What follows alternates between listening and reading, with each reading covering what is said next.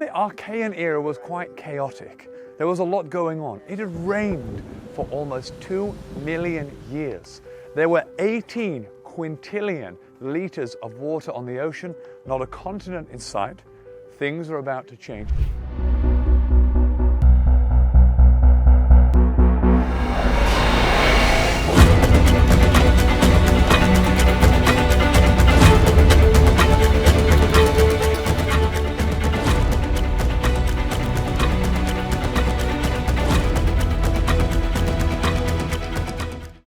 Life had begun in a small pool, in the oceans, in waterways, all around the planet. But the life that had happened was very simple, and it was relying on the nutrient-rich soup that it was living in. Then we move along to 2.5 billion years, and things are about to change. The life that lives in this water is about to evolve. It's about to change to something very special, and it's about to learn something that would stand the test of time and set up the future for all living life. That's right, life in water was about to learn how to photosynthesize, to harness light and heat and turn it into its own energy source. And we are very lucky today to be in Iceland because we're about to meet Marcos, our local Icelandic geologist, who's going to tell us exactly how the whole thing played out. Hello, Marcos! Good morning, Marcos. How are you? Good morning, Gavin. Wow, nice day. Excellent day. So beautiful. I just saw a seal here. It is. It is very, very beautiful here. Now, we're so lucky to have Marcos here because the Proterozoic era is such a busy time in the evolution of Earth, Marcos. What really happens at this time? Yes, it is. It's a very exciting time, the Proterozoic. A lot of the continents were starting to form. Life was starting to evolve, and not only that, but life was making our planet evolve. The atmosphere, the oceans, they were changed by the presence of life. And a lot of this is due to photosynthesis. Right. So I was today studying out there phytoplankton, and it has a lot to do with photosynthesis. Right, okay, so shall we go and find out more? Let's go on into the water. Okay, let's go.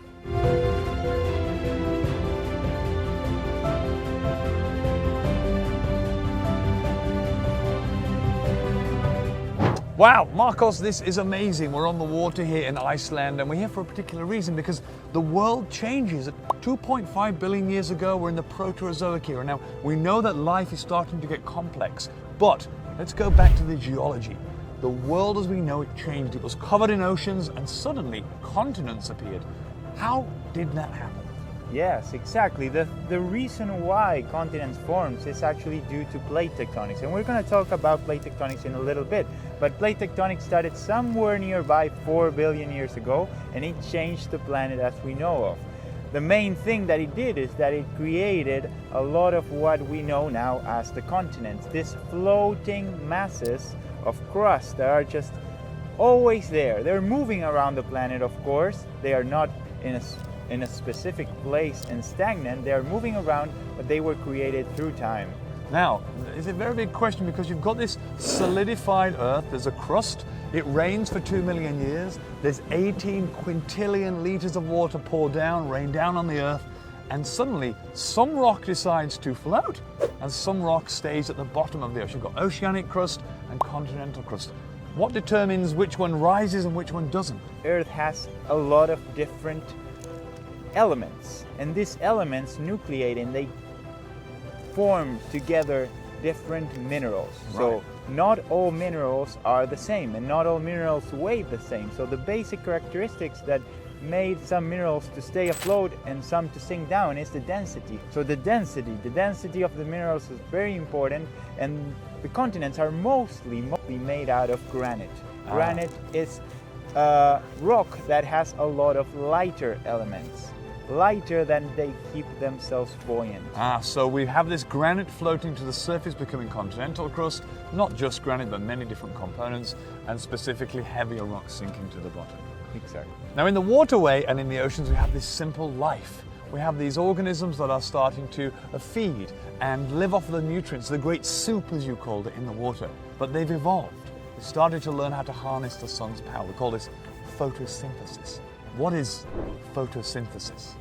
So photosynthesis is actually the capability of harnessing the energy of the sun and convert it into chemical energy that is stored inside these organisms. Right. So this is kind of like a superpower. You only need the energy of the sun. You don't need to eat anything. You don't need to feed yourself onto anything else. You just need some nutrients, some water, and the sun. Wow, and so now life can sustain itself. It doesn't really need anything apart from what's available all around it. And I guess this is the time when not evolution began, but when the significant change in life started to happen. What started to happen here? Because now our organisms can harness their own power. Something happens in the way that they replicate. What happens? Yes, so a little bit of the consequence of this photosynthesis is that in this exchange, they take something in that it's carbon dioxide, and it was very abundant in this primitive atmosphere, but they go and they emit some oxygen in return. So this photosynthetic formula and this photosynthetic process, it feeds in oxygen to the atmosphere. Right. So this starts to change the composition, not only of the atmosphere, but also the oceans themselves. Right, okay. And then life starts to evolve. What happens to these organisms once they start to duplicate? Exactly. So in the beginning, there were only what we know now as prokaryotes. And these prokaryotes are similar to modern day bacteria. They were really simple. They lack a nucleus, they lack organelles, that they are specialized cells to create different things. And at some point, this amount of oxygen allowed for more complex life forms to rise. And these are the eukaryotes. The eukaryotes now have a new organization, internal structure, and you can compare the prokaryotes with the eukaryotes. They are very different ways of organizing themselves, and the eukaryotes now can have specific cells that are dedicated to tasks like reproduction, like respiration, like digestion, so they can get more complex with time. Wow, and little did they know that all the way back 2.5 billion years ago, when this evolution happened, this would be the building blocks for life as we know it today for human beings, because the atmosphere has changed. It was methane and it was poisonous, it was ammonia. Now it starts to become oxygen and nitrogen, and we have this beautiful atmosphere we're here, living here today. But I think the miracle of how that happened is quite complicated, and I think right now we're going to head off and have a look at some simple life that's going to help us explain just that. Okay? Sounds good. Let's go.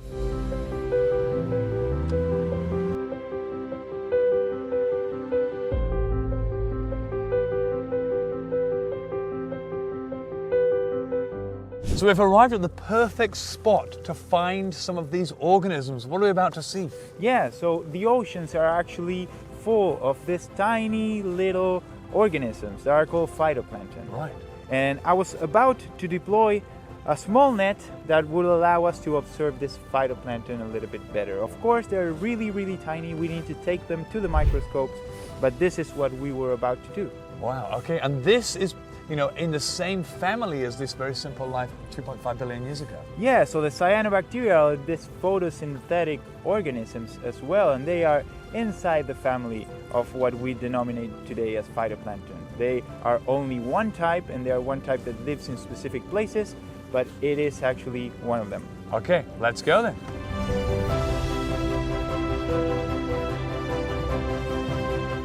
So we're now dunking this small little net, and this has such a fine mesh size that it allows us to filter the size of the particles. This is a very, very small organism again, so we need them to be collected in this small little jar.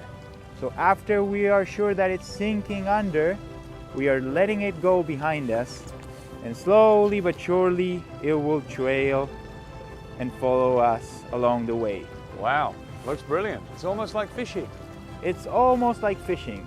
Okay, so now that the net's in the water and we're collecting this phytoplankton as we drive along this beautiful lagoon here in this fjord, photosynthesizers play such an important role in so many ways. Not only keeping us alive by letting us breathe, but also regulating the climate. The world is getting hotter. Ice caps are melting, the seas are getting hotter. What role do these guys play? So other than the exchange that they do in terms of gases in the atmosphere, they're also at the very base of the food chain.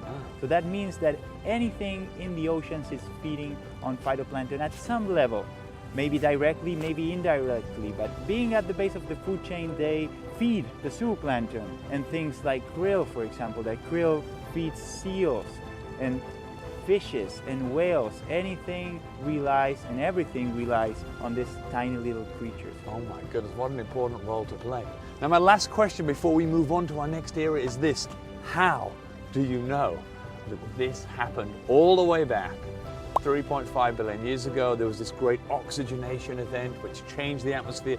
Methane is gone, oxygen is starting to appear. How do you know? How do you know? Do you have a time capsule? Do you go back in time? What do you do? So that's the beauty of geology, and this is why I like it and I love it so much. The geology and the rocks are the only ones that stand the test of time. They are the only ones that can tell us this old history. So again, the history is written in the stones. So the geological record keeps some of the stones that were only possible before the oxygen was available. So in this early Earth, again, we had several orders of magnitude less oxygen than today. And that allowed for some rocks, specifically rocks that have iron, to be created. Wow. After a certain period, those rocks were not formed ever again, meaning that there was oxygen now, both in the atmosphere and in the oceans, oxidizing this iron and not allowing it to form. So that's how we know the history is written in the rocks. Wow, so as a geologist, a rock to you is like looking through an encyclopedia, looking through a book. It's written in the granules within that rock. Amazing. It's our own time machine. Yeah, that's right.